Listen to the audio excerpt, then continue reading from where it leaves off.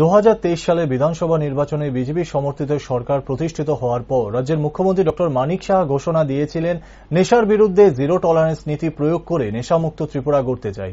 তাই প্রতিদিন রাজ্যের কোনো না কোনো স্থানে পুলিশের হাতে আটক হচ্ছে কোটি কোটি টাকার নেশা সামগ্রী। মঙ্গলবার গোপন খবরের ভিত্তিতে এমন একটি নেশার আতর ঘরে অভিযান চালিয়ে কলমচোরা থানার পুলিশ সফলতা পায়। মূলত ঘটনার বিবরণে জানা যায়, মঙ্গলবার দুপুর 1 ঘটিকার সময় কলমচোরা থানার ওসি প্রশান্ত কুমার দের কাছে গোপন খবর আসে বক্সনগর ব্লক অধীনস্থ পুটিয়া গ্রাম পঞ্চায়েতের 3 নং ওয়ার্ড এলাকায় কাদির মিয়ার বাড়িতে প্রচুর পরিমাণে গাঁজা মজুত রয়েছে।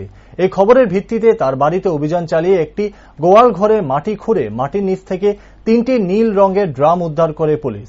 এই 3টি নীল রঙের ড্রামে মোট 127 কেজি শুকনো গাঁজা মজুত করা ছিল, যার মোট বাজার মূল্য প্রায় 7 লক্ষ টাকা।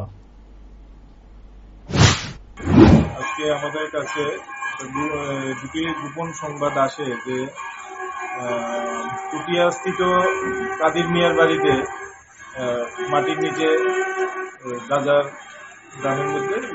ড্রামের ভেতর রাখা আছে। সেই সংবাদের ভিত্তিতে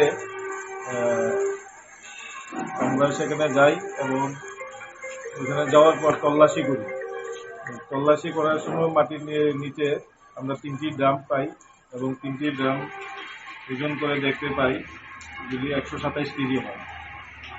তারপর আবার একটি খবর আসে যে একটি বুলেরো নেক্সট গাড়ি, যার নাম্বার TR01D 3830, এটা চুনামুড়া অভিমুখী ছিল এবং আমরা যে কোনোভাবে এটাকে আমরা ডিটেইন করি বাগবের থেকে এবং তল্লাশি চালিয়ে সেটার মধ্যে 8 বস্তা গাঁজা, যার মোট ওজন হলো 137 কেজি উদ্ধার করতে সক্ষম হই। কিন্তু ড্রাইভার বা তাদের সঙ্গে যারা ছিল তারা পলাতক, তাদেরকে পাওয়া যায়নি।